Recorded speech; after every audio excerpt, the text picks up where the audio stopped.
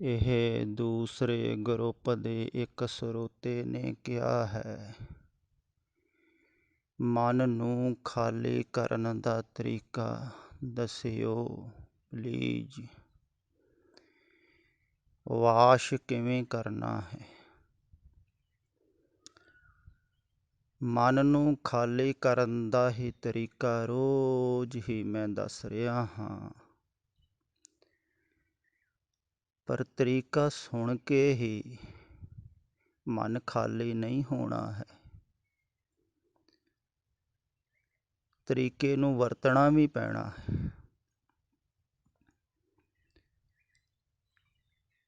ਪਰ ਤਰੀਕਾ ਵਰਤਣਾ ਥੋੜ੍ਹਾ ਜਿਹਾ ਔਖਾ ਹੈ ਨਾ, ਕਠਿਨ ਹੈ।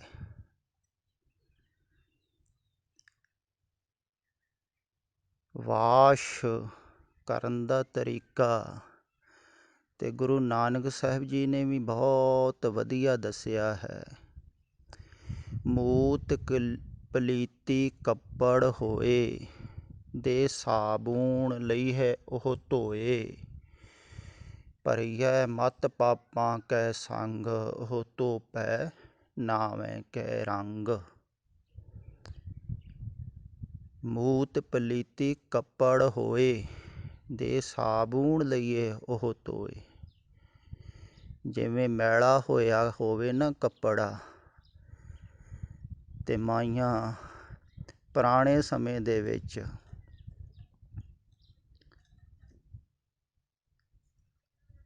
ਥਾਪੀਆਂ ਦੇ ਨਾਲ ਕੱਪੜਿਆਂ ਨੂੰ ਕੁੱਟਦੀਆਂ ਹੁੰਦੀਆਂ ਸਨ, ਪਾਣੀ ਪਾ ਪਾ ਕੇ।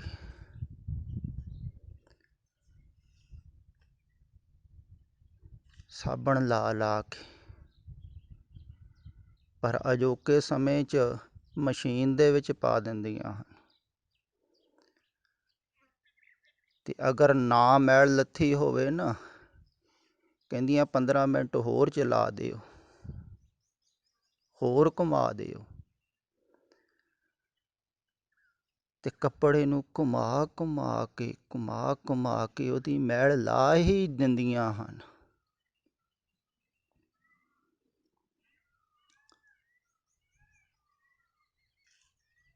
ਪਰ ਕੱਪੜੇ ਦੀ ਮੈਲ ਲੱਥਦੀ ਹੈ ਬਹੁਤ ਔਖੀ,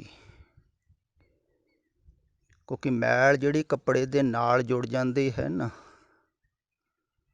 ਤੇ ਜਿੰਨੀ ਜ਼ਿਆਦਾ ਜੁੜੀ ਹੋਵੇ ਓਨੀ ਹੀ ਕੱਪੜੇ ਨਾਲੋਂ ਲੈਂਦੀ ਨਹੀਂ ਹੈ, ਔਖੀ ਲੈਂਦੀ ਹੈ। ਗਰਮ ਪਾਣੀ 'ਚ ਕਈ ਵਾਰ ਉਬਾਲਣਾ ਵੀ ਪੈਂਦਾ, ਫਿਰ ਕੁੱਟਣਾ ਪੈਂਦਾ ਹੈ, ਫਿਰ ਲੈਂਦੀ ਹੈ। ਇੱਦਾਂ ਹੀ ਤੁਹਾਡੀ ਸੁਰਤ ਦੇ ਨਾਲ ਮੈਲ ਲੱਗੀ ਹੋਈ ਹੈ, ਉਹਨੂੰ ਵੀ ਲਾਉਣਾ ਬੜਾ ਔਖਾ ਹੈ।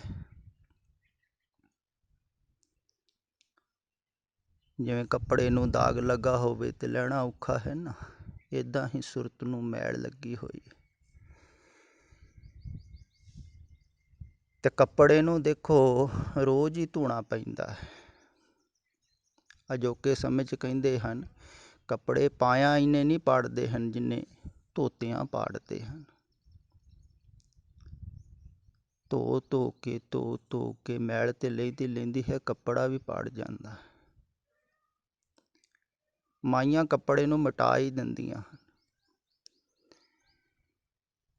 ਇੱਦਾਂ ਹੀ ਮਨ ਹੈ, ਤੇ ਮਨ ਦੀ ਤੁਸੀਂ ਮੈਲ ਲਾਓਗੇ ਨਾ, ਲਾਉਣੀ ਤੇ ਔਖੀ ਹੈ। ਇਹ ਕੰਮ ਤੁਸੀਂ ਮਾਈਆਂ ਕੋਲ ਸਿੱਖ ਸਕਦੇ ਹੋ, ਕਿਵੇਂ ਉਹ ਕੱਪੜੇ ਦੀ ਮੈਲ ਲਾਉਂਦੀਆਂ ਹਨ। ਉੱਦਾਂ ਹੀ ਤੁਹਾਨੂੰ ਮਨ ਦੀ ਵੀ ਲਾਉਣੀ ਪੈਣੀ ਹੈ, ਤੇ ਲਾਉਣੀ ਬੜੀ ਔਖੀ ਹੈ। ਫਿਰ ਜ਼ਿਆਦਾ ਮੈਲ ਹੋਈ ਤਾਂ ਉਨੀ ਜ਼ਿਆਦਾ ਔਖੀ ਹੈ ਲਾਉਣੀ। ਫਿਰ ਕੱਪੜੇ ਨੂੰ ਤੇ ਮਸ਼ੀਨ ਦੇ ਵਿੱਚ ਪਾ ਕੇ ਘੁਮਾਉਂਦੀਆਂ ਹਨ ਨਾ ਮਾਈਆਂ, ਪਰ ਮਨ ਨੂੰ ਘੁਮਾਉਣਾ ਨਹੀਂ ਹੈ। ਮਨ ਦੀ ਮੈਲ ਲਾਉਣ ਵਾਸਤੇ ਇੱਥੇ ਉਲਟਾ ਕੰਮ ਕਰਨਾ ਹੈ, ਇੱਥੇ ਟਿਕ ਕੇ ਬੈਠ ਜਾਣਾ ਹੈ।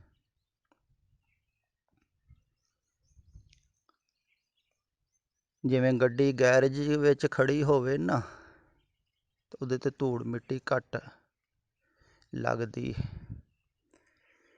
ਅਗਰ ਬਾਹਰ ਰਸਤਿਆਂ 'ਤੇ ਚੱਲ ਰਹੀ ਹੋਵੇ ਤਾਂ ਜ਼ਿਆਦਾ ਮਿੱਟੀ ਪਵੇਗੀ। ਅਗਰ ਧੂੜ ਵਾਲੇ ਰਸਤੇ ਹੋਏ ਤਾਂ ਹੋਰ ਜ਼ਿਆਦਾ ਪਵੇਗੀ। ਚਿੱਕੜ ਗਾਰੇ ਵਾਲੇ ਰਸਤੇ ਹੋਏ ਤੇ ਚਿੱਕੜ ਗਾਰੇ ਦੇ ਨਾਲ ਗੱਡੀ ਭਰ ਜਾਵੇਗੀ। ਇੱਦਾਂ ਹੀ ਮਨ ਹੈ। ਮਨ ਸੰਸਾਰ ਦੇ ਵਿੱਚ ਘੁੰਮਦਾ ਹੈ, ਤੇ ਅਗਰ ਸਾਫ਼ ਰਸਤਿਆਂ 'ਤੇ ਘੁੰਮਦਾ ਹੈ, ਸਾਫ਼ ਰਸਤੇ ਹਨ ਧਰਮ ਦੇ, ਤੇ ਜਿਹੜਾ ਧਾਰਮਿਕ ਖਿਆਲਾਂ ਦਾ, ਧਾਰਮਿਕ ਖਿਆਲਾਂ ਦਾ ਕੌਣ ਹੈ? ਜਿਹਦੇ ਅੰਦਰ ਪ੍ਰੇਮ ਹੈ, ਸ਼ਰਧਾ ਹੈ, ਦਇਆ ਹੈ, ਦੈਵੀ ਗੁਣ ਹਨ।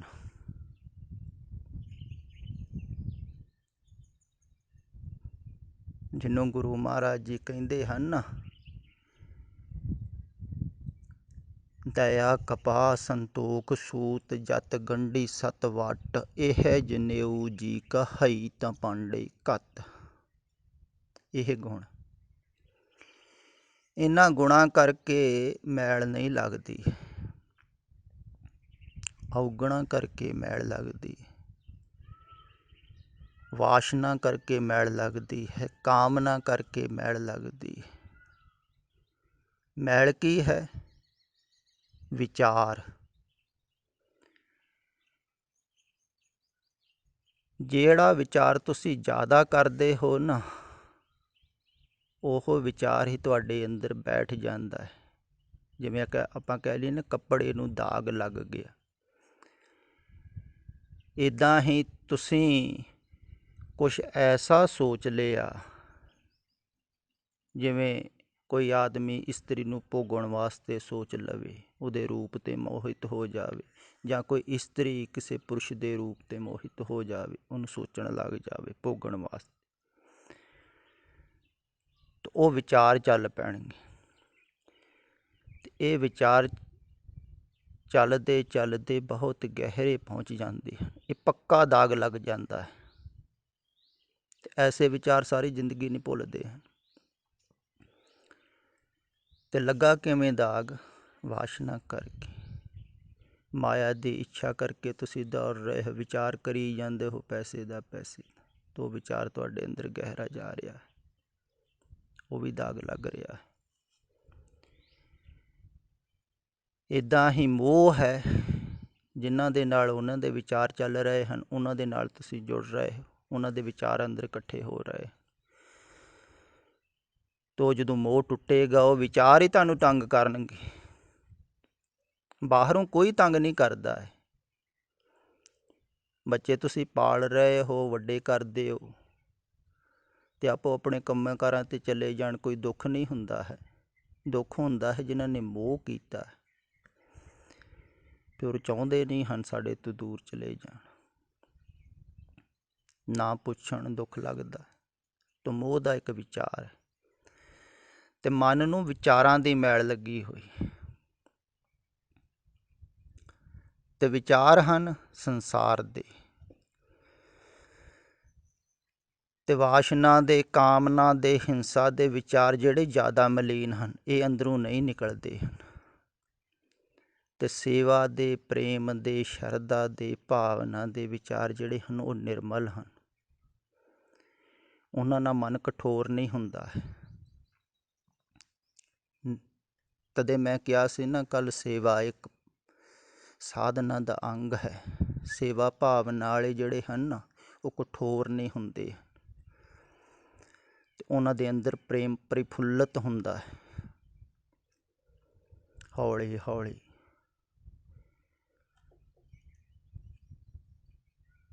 ਤੇ ਜਿਹੜੇ ਹਿੰਸਕ ਹਨ, ਕਰੂਰ ਬਿਰਤੀ ਦੇ ਹਨ, ਆਪਣੇ ਵਾਸਤੇ, ਸਵਾਰਥ ਵਾਸਤੇ ਦੂਜਿਆਂ ਨੂੰ ਵਰਤਦੇ ਹਨ, ਹੰਕਾਰੀ, ਉਹਨਾਂ ਦੇ ਅੰਦਰ ਜ਼ਿਆਦਾ ਵਿਚਾਰ ਇਕੱਠੇ ਹੁੰਦੇ ਹਨ, ਜ਼ਿਆਦਾ ਮੈਲ ਲੱਗਦੀ। ਫਿਰ ਗੁਰੂ ਸਾਹਿਬ ਜੀ ਕਹਿੰਦੇ ਹਨ, ਭਰੀਐ ਮਤ ਪਾਪਾ ਕੈ ਸੰਗ, ਉਹ ਧੋਪੈ ਨਾਵੇਂ ਕੈ ਰੰਗ। ਕਹਿੰਦੇ ਅਗਰ ਮੱਤ ਪਾਪਾਂ ਦੇ ਨਾਲ ਭਰੀ ਹੋਵੇ, ਵਿਚਾਰਾਂ ਦੇ ਨਾਲ ਭਰੀ ਹੋਵੇ, ਤੇ ਨਾਮ ਦੇ ਰੰਗ ਕਹਿੰਦੇ ਹਨ ਪ੍ਰੇਮ ਨੂੰ।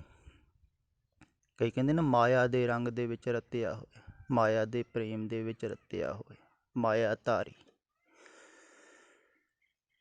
ਕਿਸੇ ਨੂੰ ਕੋਈ ਰੰਗ ਚੜ੍ਹਿਆ ਹੋਇਆ, ਕਿਸੇ ਨੂੰ ਕੋਈ ਰੰਗ ਚੜ੍ਹਿਆ ਹੋਇਆ, ਤੇ ਸੰਸਾਰ ਦੇ ਅਨੇਕ ਰੰਗ ਹਨ। ਬਹੁ ਰੰਗਾ ਹੈ ਸੰਸਾਰ। ਇਸੇ ਕਰਕੇ ਹੀ ਹਰ ਇੱਕ ਨੂੰ ਵੱਖ ਵੱਖ ਰੰਗ ਚੜ੍ਹਦਾ ਹੈ। ਦੇਖਿਆ ਨਾ ਤੁਸੀਂ, ਨੌਜਵਾਨ ਹਨ, ਕਿਸੇ ਨੂੰ ਨਸ਼ਾ ਖਾਣ ਦੀ ਆਦਤ ਪੈ ਜਾਂਦੀ ਹੈ, ਕਿਸੇ ਨੂੰ ਜੂਆ ਖੇਡਣ ਦੀ ਪੈ ਜਾਂਦੀ, ਕਿਸੇ ਨੂੰ ਕੋਈ, ਕਿਸੇ ਨੂੰ ਕੋਈ। ਹਰ ਇੱਕ ਨੂੰ ਰੰਗ ਵੱਖੋ ਵੱਖਰਾ ਚੜ੍ਹਦਾ। ਤੇ ਸੰਸਾਰ ਦੇ ਰੰਗ ਹਨ ਇਹ। ਜਿਹੜੇ ਸੰਸਾਰ ਦੇ ਰੰਗ ਹਨ ਨਾ, ਚੜ੍ਹਦੇ ਜਾਂਦੇ ਹਨ, ਦੁਖੀ ਬਹੁਤ ਕਰਦੇ ਹਨ, ਪਰ ਟਿਕਦੇ ਵੀ ਨਹੀਂ ਹਨ। ਕਿਉਂਕਿ ਵਿਚਾਰ ਹਨ ਨਾ, ਤੇ ਵਿਚਾਰਾਂ ਦਾ ਰੰਗ ਚੜ੍ਹਦਾ ਹੈ। ਜੈਸੀ ਸੰਗਤ ਕਰਦੇ ਹੋ ਤੁਸੀਂ, ਵੈਸੀ ਰੰਗਤ ਚੜ੍ਹਦੀ ਹੈ। ਰੰਗ ਦਾ ਅਰਥ ਵੀ ਪ੍ਰੇਮ ਹੁੰਦਾ ਹੈ, ਪ੍ਰੇਮ ਦਾ ਅਰਥ ਰੰਗ ਹੁੰਦਾ ਹੈ। ਜੈਸੀ ਸੰਗਤ ਤੈਸੀ ਰੰਗਤ, ਵੈਸਾ ਰੰਗ ਚੜ੍ਹ ਜਾਂਦਾ। ਤੇ ਹੌਲੀ ਹੌਲੀ ਆਦਮੀ ਉੱਧਰ ਨੂੰ ਤੁਰ ਪੈਂਦਾ। ਤੇ ਫਿਰ ਸੰਸਾਰ ਦਾ ਅਗਰ ਰੰਗ ਚੜ੍ਹਿਆ ਹੋਇਆ ਹੈ, ਚੜ੍ਹਿਆ ਕਿਉਂ ਹੈ? ਸੰਸਾਰ ਦੀ ਵਾਸ਼ਨਾ ਕਰਕੇ ਚੜ੍ਹ ਰਿਹਾ ਹੈ ਨਾ। ਤੁਸੀਂ ਚਾਹੁੰਦੇ ਹੋ ਸੰਸਾਰ ਦੇ ਵਿੱਚ ਸੁੱਖ ਭੋਗਣਾ ਹੈ, ਫਿਰ ਜਿਹਦਾ ਰੰਗ ਚੜ੍ਹਿਆ ਹੋਇਆ ਹੈ, ਜਿਹਦੇ ਬਾਰੇ ਤੁਸੀਂ ਸੋਚ ਰਹੇ ਹੋ, ਉਹਨੂੰ ਛੱਡਣਾ ਬਹੁਤ ਔਖਾ ਹੈ। ਵਿਚਾਰ ਹੈ, ਵਿਚਾਰ ਹੀ। ਪਰਿਵਾਰ ਦੇ ਵੀ ਵਿਚਾਰ ਹਨ, ਘਰ ਦੇ ਵੀ, ਸਭ ਕੁਛ ਸੋਚ ਰਹੇ ਤੁਸੀਂ ਅੱਠੇ ਪੈਰ।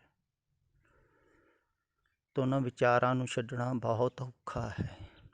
ਉਹੋ ਹੀ ਮੈਲ ਹੈ।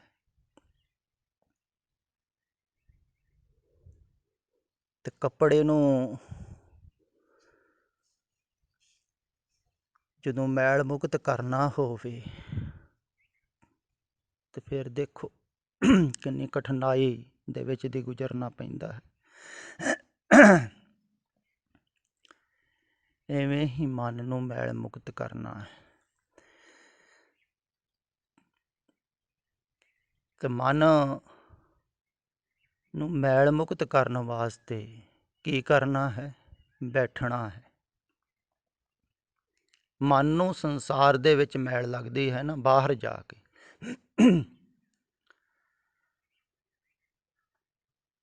ਤੇ ਬੈਠ ਕੇ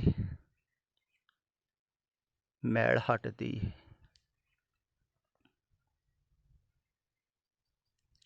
ਇਵੇਂ ਸੋਚੋ ਤੁਸੀਂ,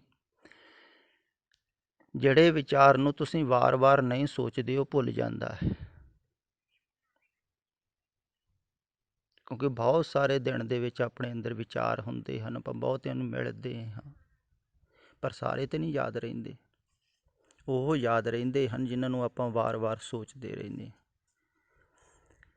ਤੇ ਬਚਪਨ ਦੇ ਵੀ ਵਿਚਾਰ ਤੁਹਾਨੂੰ ਕੁਛ ਕੁ ਯਾਦ ਹੋਣਗੇ, ਉਹੋ ਹੀ ਹੋਣਗੇ ਜਿਹਨੂੰ ਤੁਸੀਂ ਵਾਰ ਵਾਰ ਸੋਚਦੇ ਰਹਿੰਦੇ ਹੋ ਜਾਂ ਕਿਸੇ ਦੇ ਨਾਲ ਸਾਂਝੇ ਕਰਦੇ ਰਹਿੰਦੇ, ਨਹੀਂ ਤਾਂ ਭੁੱਲ ਜਾਂਦੇ। ਜਿਹੜੇ ਵਿਚਾਰਾਂ ਨੂੰ ਤੁਸੀਂ ਸੋਚੋ ਨਾ, ਭੁੱਲ ਜਾਂਦੇ ਹਨ। ਧਿਆਨ ਦਾ ਅਰਥ ਇਹੋ ਹੀ ਹੁੰਦਾ ਹੈ, ਸਾਧਨਾ ਦਾ, ਸਿਮਰਨ ਦਾ, ਸੁਰਤ ਯੋਗ ਦਾ ਅਭਿਆਸ ਕਰਨ ਦਾ ਮਤਲਬ ਇਹੋ ਹੀ ਹੈ ਵੀ ਸੁਰਤ ਨੂੰ ਵਿਚਾਰਾਂ ਵੱਲੋਂ ਹਟਾ ਦੇਣਾ, ਸ਼ਬਦ ਦੇ ਵਿੱਚ ਲਾ ਦੇਣਾ ਜਾਂ ਸਵਾਸਾਂ 'ਤੇ ਲਾ ਦੇਣਾ, ਚਿੰਤਨ ਵਿੱਚ ਲਾ ਦੇਣਾ ਹੈ। ਵਿਚਾਰਾਂ, ਜਿਹੜੇ ਵਿਚਾਰਾਂ ਨੂੰ ਆਪਾਂ ਸੋਚਾਂਗੇ ਨਹੀਂ, ਉਹ ਭੁੱਲਦੇ ਜਾਣਗੇ। ਹੁਣ ਬਚਪਨ ਦੇ ਵਿੱਚ ਵੀ ਬੱਚਾ ਵਿਚਾਰ ਤਾਂ ਕਰਦਾ ਹੈ ਨਾ, ਪਰ ਉਹਦੀ ਸਿਮਰਤੀ ਨਹੀਂ ਬਣਦੀ ਬੱਚੇ ਦੀ, ਇਸ ਕਰਕੇ ਉਹ ਖੁਸ਼ ਰਹਿੰਦਾ ਹੈ। ਹੌਲੀ ਹੌਲੀ ਫਿਰ 3-4 ਸਾਲ ਤੋਂ ਬਾਅਦ ਫਿਰ ਸਿਮਰਤੀ ਬਣਨੀ ਸ਼ੁਰੂ ਹੁੰਦੀ ਹੈ। ਇਸੇ ਕਰਕੇ ਤੁਹਾਨੂੰ ਛੋਟੀ ਉਮਰ ਦੀ ਕੋਈ ਵੀ ਗੱਲ ਯਾਦ ਨਹੀਂ ਰਹਿੰਦੀ, ਕਿਉਂਕਿ ਸਿਮਰਤੀ ਨਹੀਂ ਬਣਦੀ, ਯਾਦ ਨਹੀਂ ਕਰਦਾ ਹੈ ਨਾ ਵਾਰ ਵਾਰ ਬੱਚਾ। ਉਸੇ ਪਲ ਹੀ ਜੋ ਕੁਛ ਕਰਨਾ ਹੈ ਖੇਡ ਖੂਡ ਕੇ ਸੌਂ ਜਾਂਦਾ ਹੈ। ਭੁੱਲ ਜਾਂਦਾ। ਤੇ ਜਿਹੜੇ ਵਿਚਾਰਾਂ ਨੂੰ ਤੁਸੀਂ ਸੋਚਦੇ ਨਹੀਂ ਹੋ, ਵਾਰ-ਵਾਰ ਵਿਚਾਰ ਨਹੀਂ ਕਰਦੇ ਹੋ, ਉਹ ਭੁੱਲ ਜਾਂਦੇ ਆ। ਤੇ ਮੈਲ ਆਪਣੇ ਆਪ ਹੀ ਲੈਂਦੀ। ਪਰ ਧਿਆਨ ਨੂੰ ਟਿਕਾਉਣਾ ਹੈ। ਅਗਰ ਵਿਚਾਰਾਂ ਦੇ ਨਾਲ ਜੁੜੇ ਰਹੇ ਤੇ ਵਿਚਾਰਾਂ ਦੀ ਮੈਲ ਲੱਥਣੀ ਥੋੜ੍ਹੀ। ਇਹੋ ਹੀ ਧਿਆਨ ਹੈ। ਊਠਤ ਬੈਠਤ ਸੋਵਤ ਜਾਗਤ ਇਹ ਮਨ ਚੁਦੇ ਚਿਤਾਰੇ। ਤੈਨੂੰ ਯਾਦ ਕਰੇ, ਤੇਰਾ ਚਿੰਤਨ ਕਰੇ। ਚਲੋ ਲਗਾਤਾਰ ਨਹੀਂ ਕਰ ਸਕਦਾ ਹੈ ਤੇ ਸਵੇਰੇ ਸ਼ਾਮ ਨਿਤਾ ਪ੍ਰਤ ਦਾ ਨਿਯਮ ਬੰਨ੍ਹ ਲੈਣਾ। ਤੇ ਰੋਜ਼ ਹੀ ਜਿੰਨਾ ਦਿਨ ਭਰ ਦਾ ਸੋਚਿਆ ਵਿਚਾਰਿਆ ਸਾਰਿਆਂ ਨੂੰ ਛੱਡਣਾ ਹੈ। ਤਾਂ ਹੀ ਵਿਚਾਰ ਅੰਦਰ ਨੂੰ ਨਿਕਲਣਗੇ ਨਾ। ਇਹਨੂੰ ਹੀ ਤੇ ਨਿਤਨੇਮ ਕਿਹਾ ਹੈ। ਜਿਵੇਂ ਆਹ ਟੈਲੀਫੋਨ ਦੇ ਵਿੱਚ ਰੋਜ਼ ਹੀ ਮੈਸੇਜ ਆਉਂਦੇ ਰਹਿੰਦੇ ਹਨ ਤੇ ਜਦੋਂ ਜ਼ਿਆਦਾ ਭਰ ਜਾਂਦੇ ਹਨ ਆਪਾਂ ਕੀ ਕਰਦੇ ਹਨ, ਡਿਲੀਟ ਮਾਰ ਦਿੰਦੇ, ਸਾਰਿਆਂ ਨੂੰ ਕੱਢ ਦੇਈਦਾ ਬਾਹਰ। ਇਵੇਂ ਹੀ ਰੋਜ਼ ਸ਼ਾਮ ਨੂੰ ਬੈਠ ਕੇ ਸਾਰਿਆਂ ਨੂੰ ਅੰਦਰੋਂ ਡਿਲੀਟ ਮਾਰ ਦਿਓ ਤੇ ਸਾਫ਼ ਹੋ ਕੇ ਸਫਾਈ ਕਰ ਦਿਓ। ਇਹੋ ਕਿਹਾ ਸੀ ਨਾ, ਗਿਆਨੇ ਕੀ ਵੱਢਣੀ ਮਨੋ ਹੱਥ ਲੈ, ਕਾਤਰਤਾ ਕੁਤਵਾਰ ਬਹਾਰੇ। ਸਫਾਈ ਕਰੋ ਰੋਜ਼ ਸ਼ਾਮ ਨੂੰ। ਰਹਿੰਦੀ ਖੁੰਦੀ ਜਿਹੜੀ ਉਹਨੂੰ ਸਵੇਰੇ ਕਰ ਦਿਓ ਤੇ ਸਾਫ਼ ਹੁੰਦਾ ਰਹੂਗਾ ਰੋਜ਼ ਹੀ ਮਨ। ਪਰ ਤੁਸੀਂ ਗੰਦਾ ਤੇ ਜ਼ਿਆਦਾ ਕਰਦੇ ਹੋ, ਸਫਾਈ ਹੁੰਦੀ ਨਹੀਂ। ਸਫਾਈ ਕਰਨੀ ਕਠਿਨ ਹੈ ਨਾ। ਅੱਖਾਂ ਮੀਟ ਕੇ ਧਿਆਨ ਲਾਉਣਾ, ਸਿਮਰਨ ਕਰਨਾ ਬੜਾ ਹੀ ਔਖਾ ਲੱਗਦਾ। ਪਰ ਗੱਲਾਂ ਕਰਨੀਆਂ ਬਾਹਰ ਕਿਸੇ ਦੇ ਨਾਲ, ਲੋਕ ਕਈ ਕਈ ਘੰਟੇ ਕਰਦੇ ਰਹਿੰਦੇ ਹਨ ਗੱਲਾਂ। ਕਈ ਰਿਸ਼ਤੇਦਾਰ ਕਿਸੇ ਦੇ ਘਰ ਆਉਣ ਨਾ ਤੇ ਅੱਧੀ ਅੱਧੀ ਰਾਤ ਸਿੱਧਾ ਗੱਲਾਂ ਹੀ ਨਹੀਂ ਮੁੱਕਦੀਆਂ ਹਨ।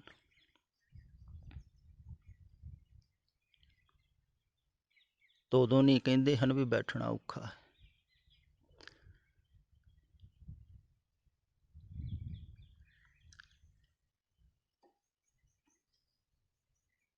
ਤੇ ਬੈਠਣਾ ਹੈ, ਧਿਆਨ ਵਿਚਾਰਾਂ ਵੱਲੋਂ ਹਟਾਉਣਾ ਹੈ, ਸੁਰਤ ਵੱਲ ਲਾਉਣਾ ਹੈ। ਅਗਰ ਤੇ ਇਹ ਕੰਮ ਕਰ ਸਕੋ ਤੁਸੀਂ ਰੋਜ਼ ਹੀ, ਤਦੇ ਮੈਂ ਕਿਹਾ ਸੀ ਨਾ ਵੀ ਤੁਸੀਂ ਵਿਚਾਰ ਦਿਨ ਭਰ ਜ਼ਿਆਦਾ ਕਰਦੇ ਹੋ, ਸੋਚਦੇ ਜ਼ਿਆਦਾ ਹੋ, ਅੰਦਰ ਵਿਚਾਰ ਜ਼ਿਆਦਾ ਆਈ ਜਾਂਦੇ ਹਨ। ਕੱਲ੍ਹ ਮੈਂ ਇਹੋ ਹੀ ਕਹਿ ਰਿਹਾ ਸੀ, ਵਿਚਾਰ ਤੁਸੀਂ ਦਿਨ ਭਰ ਲੱਗੇ ਹੀ ਰਹਿੰਦੇ ਹੋ, ਕਿਤੇ ਇੱਕ ਛਣ ਵੀ ਬਹਿੰਦੇ ਥੋੜ੍ਹੀ ਹੋ ਟਿਕ ਕੇ ਥੋੜ੍ਹਾ ਜਿਹਾ ਵੀ ਦੇਖੀਏ ਇੰਨਾ ਕਿਉਂ ਸੋਚੀ ਜਾਂਦੇ। ਫਿਰ ਸ਼ਾਮ ਨੂੰ ਵੀ ਮਨ ਰੁਕਦਾ ਥੋੜ੍ਹੀ, ਚੱਲੀ ਜਾ ਰਿਹਾ। ਫਿਰ ਰਾਤ ਸੁਪਨਿਆਂ 'ਚ ਚੱਲਦਾ ਰਹਿੰਦਾ, ਸਵੇਰੇ ਉੱਠ ਕੇ ਫਿਰ ਸੋਚਣਾ ਸ਼ੁਰੂ ਕਰ ਦਿੰਦੇ ਤੁਸੀਂ। ਨਹੀਂ, ਥੋੜ੍ਹਾ ਚਿਰ ਸੋਚ ਵਿਚਾਰ ਤੋਂ ਮੁਕਤ ਹੋਣਾ ਹੈ। ਇਹਨੂੰ ਹੀ ਸਿਮਰਨ ਕਹਿੰਦੇ ਹਨ। ਤੇ ਸਿਮਰਨ ਕਰਨਾ ਹੈ, ਧਿਆਨ ਕਰਨਾ ਹੈ। ਤੇ ਦੂਸਰਾ ਰਸਤਾ ਹੈ, ਉਹ ਧੋਪੈ ਨਾਵੇਂ ਕੇ ਰੰਗ। ਸੰਸਾਰ ਦਾ ਰੰਗ ਚੜ੍ਹਿਆ ਹੋਇਆ ਹੈ ਤੇ ਸ਼ਬਦ ਦੇ ਵਿੱਚ ਸੁਰਤ ਜੋੜ ਕੇ ਸੰਸਾਰ ਦਾ ਰੰਗ ਲਾ ਦੇਣਾ ਹੈ। ਤੇ ਸ਼ਬਦ ਦੇ ਵਿੱਚ ਸੁਰਤ ਜੋੜਨੀ ਹੈ। ਰੋਜ਼ ਰੋਜ਼ ਰੋਜ਼ ਰੋਜ਼ ਜਿਵੇਂ ਕੱਪੜਾ ਧੋਣਾ ਹੈ, ਇੱਦਾਂ ਵਿਚਾਰਾਂ ਨੂੰ ਛੱਡਦੇ ਰਹਿਣਾ, ਛੱਡਦੇ ਰਹਿਣਾ, ਛੱਡਦੇ ਰਹਿਣਾ। ਰੋਜ਼ ਰੋਜ਼ ਇਕੱਠੇ ਘੱਟ ਕਰਨੇ, ਛੱਡਣੇ ਜ਼ਿਆਦਾ, ਤਾਂ ਹੀ ਖਾਲੀ ਹੋਊਗਾ, ਵਾਸ਼ ਹੋਊਗਾ। ਤੇ ਦੂਸਰਾ ਤਰੀਕਾ ਇਹ ਹੈ ਵੀ ਪ੍ਰੇਮ ਹੋ ਜਾਵੇ ਪਰਮਾਤਮਾ ਦੇ ਨਾਲ। ਪਰਮਾਤਮਾ ਦੇ ਨਾਲ ਪ੍ਰੇਮ ਕਿਵੇਂ ਹੋਵੇ? ਪਰਮਾਤਮਾ ਨੂੰ ਤੁਸੀਂ ਜਾਣਦੇ ਨਹੀਂ ਹੋ, ਸਿਆਣਦੇ ਨਹੀਂ ਹੋ। ਹਾਂ, ਪਰਮਾਤਮਾ ਦੇ ਪਿਆਰਿਆਂ ਨਾਲ ਹੋ ਸਕਦਾ ਹੈ, ਕੋਈ ਗੁਰਮੁਖ ਪਿਆਰੇ ਹੋਣ ਤੁਹਾਡੇ ਲਾਗੇ ਛਾਗੇ, ਜਿਹੜੇ ਪਰਮਾਤਮਾ ਦੀਆਂ ਗੱਲਾਂ ਕਰਦੇ ਹੋਣ। ਜਿਨ੍ਹਾਂ ਦੇ ਅੰਦਰ ਪਰਮਾਤਮਾ ਦੀ ਗੱਲ ਤੋਂ ਸਿਵਾ ਕੋਈ ਗੱਲ ਹੁੰਦੀ ਨਾ ਹੋਵੇ। ਐਸਾ ਹੀ ਹੁੰਦਾ ਹੈ। ਜਿਨ੍ਹਾਂ ਨੂੰ ਉਹ ਮਿਲ ਜਾਂਦਾ ਹੈ ਨਾ, ਉਹਨਾਂ ਨੂੰ ਹੋਰ ਕੋਈ ਗੱਲ ਸੁੱਝਦੀ ਨਹੀਂ ਹੈ। ਆਮ ਸੰਸਾਰੀ ਗੱਲਾਂ ਦੇ ਵਿੱਚ ਵੀ ਉਹ ਉਹੀ ਗੱਲਾਂ ਕਰੀ ਜਾਣਗੇ।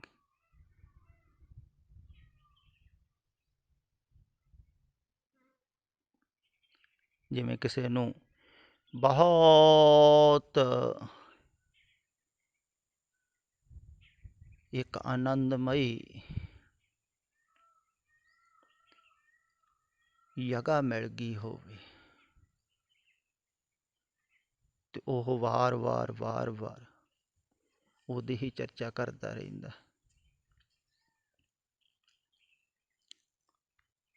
ਇਵੇਂ